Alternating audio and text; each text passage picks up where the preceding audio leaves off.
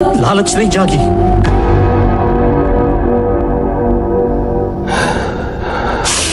जब से तेरी करतूत सुनी है तुझे देख के मेरा खून खौलता है।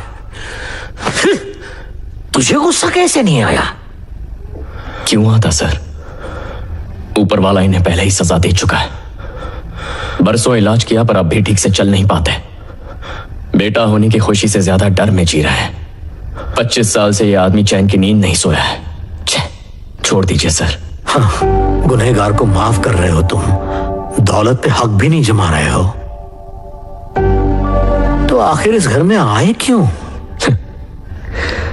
सिर्फ माँ बाप अपने बच्चों की खुशी के बारे में नहीं सोचते, बच्चों को भी माँ बाप की खुशी प्यारी होती है।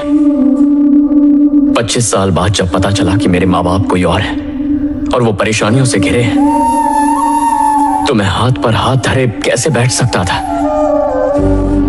इसीलिए मैंने ठान लिया, मेरे बाप की काबिलियत पर उंगली उठाने वाले उनके हुनर के आगे सर झुकाएं। मेरे माँ बाप के बीच जो गिले शिकवे हैं वो दूर हो जाएं। उनका कमजोर बेटा हिम्मत से अपने पैरों पर खड़ा हो जाए।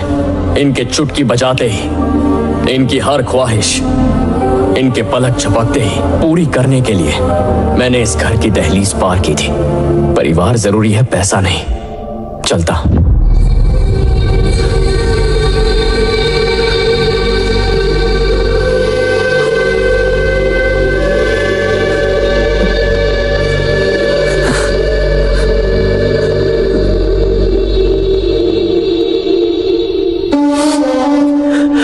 मैंने कहा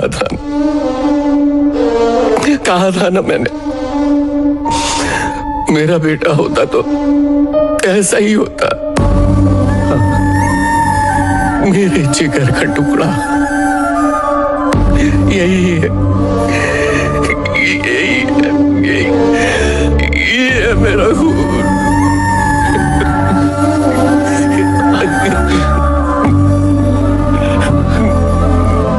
सर, रोइए मत प्लीज, शांत हो जाइए। रोइए मत पापा।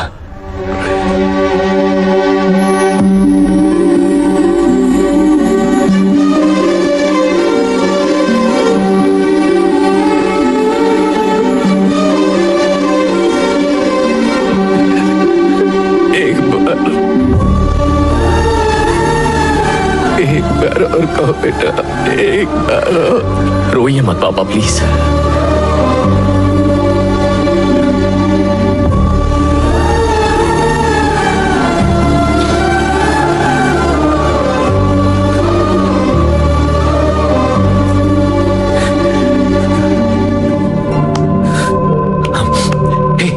चल निशा को बताते हैं। आजा, देखना निशा खुशी से झूम उठेगी। मुझसे तो रहा नहीं जा रहा, पूरे घर को बताना चाहता हूँ। चल रुक जाइए, रुकिए, ये किसी को मत बताइए। 25 साल पहले 2 बच्चों को अपनी मां से अलग करने का पाप ये पापी पहले ही कर चुका है। 25 साल बाद फिर एक मां से अगर हमने उसका बच्चा छीन लिया तो हम में और इसमें कोई फर्क नहीं रहेगा। जो हुआ उसे सही मत कीजिए। जो जहां है वहां सही है। मैं इसे अपनी किस्मत मान लूंगा।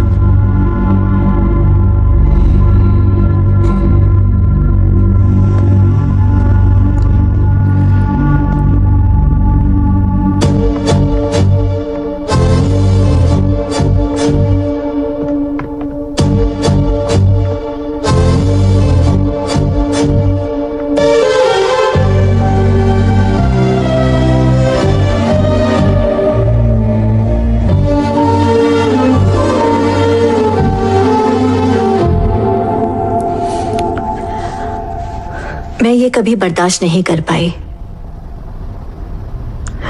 कि तुम रात से ज्यादा बेहतर हो। तुम्हारी तारीफ मुझे चुभती थी और आज मैं खुद तुम्हारी तारीफ कर रही हूं, क्योंकि तुमने मेरे बच्चे और घर दोनों को बचाया है, अपनी जान की परवाह किए बिना। बंटू, लड़कियां एक अजनबी को अपना पति मान के उसे भगवान का दर्जा देती है, लेकिन एक अजनबी को अपने बेटे का दर्जा नहीं दे पाती। पर आज तुमने मेरे बेटे होने का दर्जा हासिल कर लिया। आज से तुम भी मेरे बेटे हो।